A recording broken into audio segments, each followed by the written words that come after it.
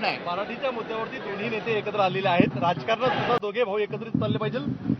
हा जो राजकारण म्हणजे कामगार शेतकऱ्यांचं, विद्यार्थी कष्टकऱ्यांचं, स्त्रियांचं हे राजकारण जे आहे त्याच्यासाठी निश्चितपणे ते मराठी माणसांचंच आहे, महाराष्ट्राचंच आहे, त्याच्यासाठी ते एकत्र आलेच पाहिजेत आणि त्यांनी पुढाकार घेऊन 20 वर्ष संपूर्ण महाराष्ट्राची इच्छा होती की दोन भाऊ एकत्र व्यासपीठावर यावे, महाराष्ट्रासाठी काहीतरी वेगळं करावे, मराठी माणसासाठी काहीतरी वेगळं करावं।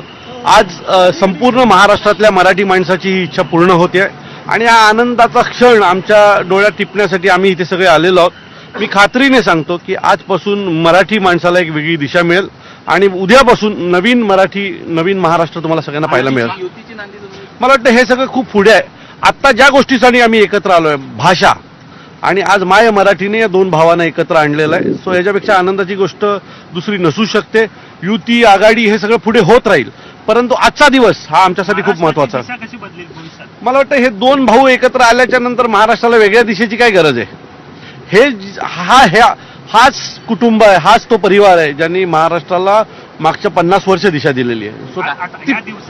हा दिवस बाळासाहेब बघत असतील तर त्यांनाही कुठेतरी आनंद होईल, कारण मी सांगतो की अनेक लोक अनेक वर्षापासून आम्हाला भेटत होते आणि ते सतत सांगत होते की दोन भावंड एकत्र आली पाहिजे, आम्हाला यांच्या सोबत राहायचंय, आम्हाला या दोघांना एकत्र पाहायचंय। त्या सगळ्यांची इच्छा आता पूर्ण होईल। मला वाटतं की आज संपूर्ण महाराष्ट्र हा एक तर बऱ्यापैकी इथे असेल किंवा टेलिव्हिजन समोर असेल या दोन भावांना एकत्र पाहण्यासाठी। काही व्यापार लोकांकडनं देखील बोललं जातं आहे की आम्ही मराठी शिकणार नाही, आडमुठे मी तुम्हाला पुन्हा सांगतो की आम्हाला एकत्र येऊ द्या।